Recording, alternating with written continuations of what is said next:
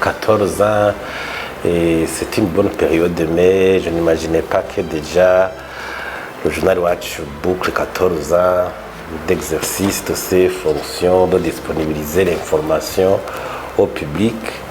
D'abord, c'est un sentiment de satisfaction et par rapport au travail louable qu'a déjà accompli le journal Iwachu. D'abord, le journal Iwachu, je dois dire, il est venu dans un contexte assez difficile pour traiter l'information politique où vraiment le contexte de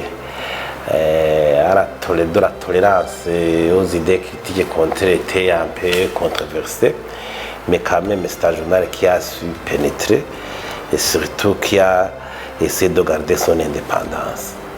Pouvoir garder son indépendance dans un contexte de tendance de manipulation politicienne, surtout, et que dans les circonstances, il y avait des journaux d'autres médiums qui sont taxés d'être pro-opposition, pro-pouvoir, mais le journal Iwachu a gardé l'indépendance.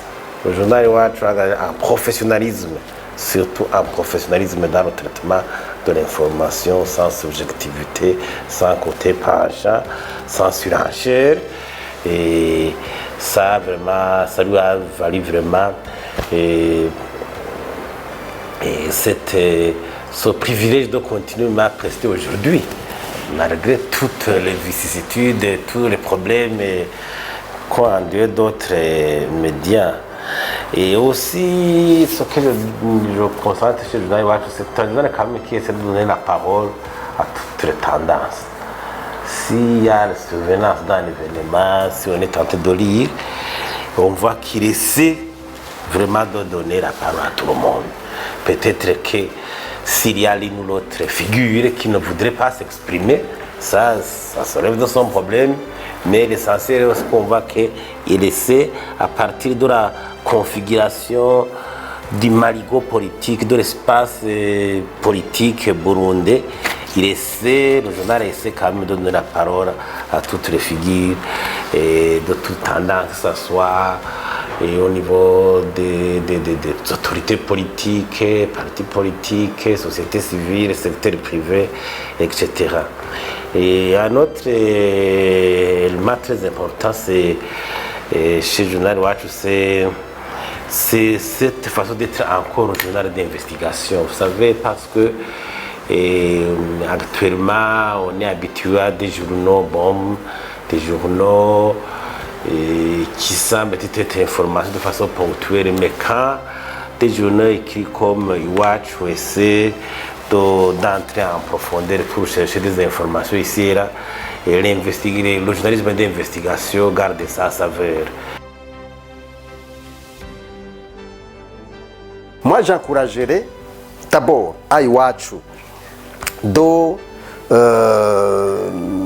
chercher des stratégies de communication pour encourager les Burundais à lire. Ça, c'est la première chose. La deuxième chose, je vous encouragerais de créer, comme je le disais tantôt, la télévision et la radio dans le but d'atteindre un grand maximum de Burundais.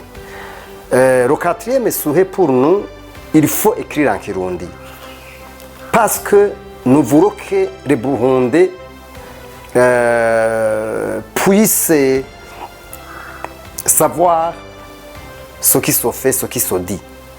Donc, c'est mieux de chercher la rubrique où les Burundais peuvent lire cela. Mais malheureusement, encore une fois, je le dis, nous n'avons pas encore cette écriture de lecture, ce qui est problématique. Mais il faut, comme je le disais, dans les propositions que je viens de vous donner, il faut chercher vraiment une stratégie de communication pour que le produit d'Iwachu, qui est écrit en français notamment, puisse être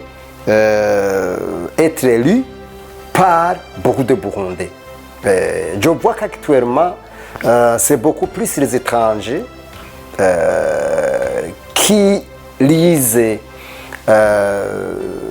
les articles d'Iwachu, mais il faut aussi, comme je le disais tantôt, chercher une stratégie d'intéresser les Burundais. Et donc, je pense que vous avez déjà, vous avez un enfant de 14 ans, il a un sens de discernement.